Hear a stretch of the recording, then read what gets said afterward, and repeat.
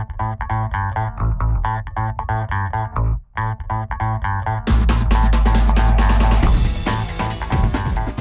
hello and welcome. Here I am again in Funky Butter, one of London's top night spots, and what a night this promises to be. It's Simon Webb's birthday party here this evening, and he is going to be joined by a whole host of stars.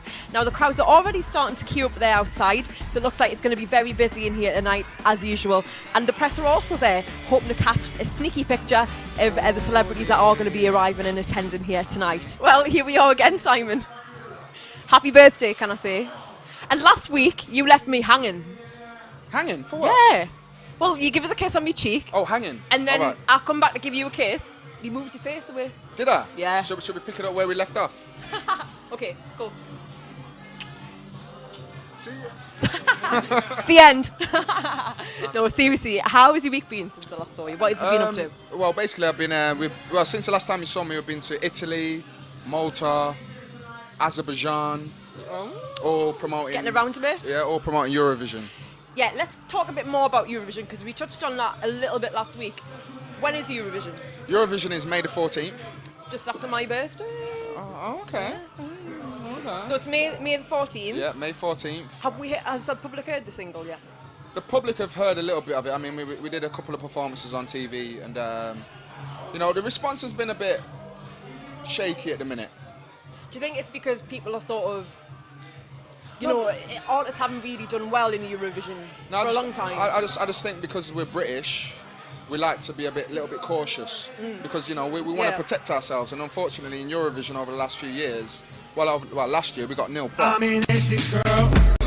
Well, I just want to know what's been the highlight so far of the series for you. I mean, you probably can't give too much away, but is there anything that you can pick out and say?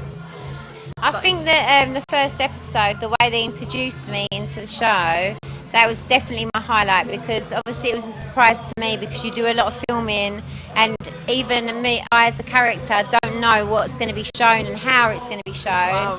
And obviously I'm not there when the rest of the characters are filmed, unless I'm in a scene with them, so I'm not sure. So when I'm watching the show, I'm like that. And then I forget that I'm even in it, because I'm so engrossed in what's going on, and then I come and I'm like that, oh! That's amazing. And you signed the Ministry of Sound now. How hard was it to get signed, or did you find it relatively easy? I mean, it wasn't hard getting signed. I never went looking to be signed. I wasn't like desperate for a deal, like searching and so it wasn't difficult in that sense. I was just making music, so I was quite happy just doing what I was doing, and labels heard a few things like Finish Line, the single that's coming out next on the 8th of May. That's something I made with Labyrinth, and a lot of A&Rs were up in his studio and saying, "Oh, play us what you're working on." And he played them Finish Line, and they were all like, "Who's that?" And kind of got a lot of interest from that, and just labels came knocking on the door really, and I just went with Ministry of Sound and Levels because it's just the best fit for me. So how has the public perceived you since you've been on there? And do you think that being on Made in Chelsea gives you a fair representation of your personality? I think it's a hard thing to judge that. I think anyone who works in that genre of reality TV, you have to really decide if you want to completely integrate yourself into it, or you give part of yourself. I think that's my biggest struggle is, do you want to be fully in there, show everybody every detail of your life or bits of it? And I'm much more comfortable with bits of it, so I can't really fully put everything out there, because everyone has to have stuff for themselves, right? Yeah, of course. And are the channel all right about that?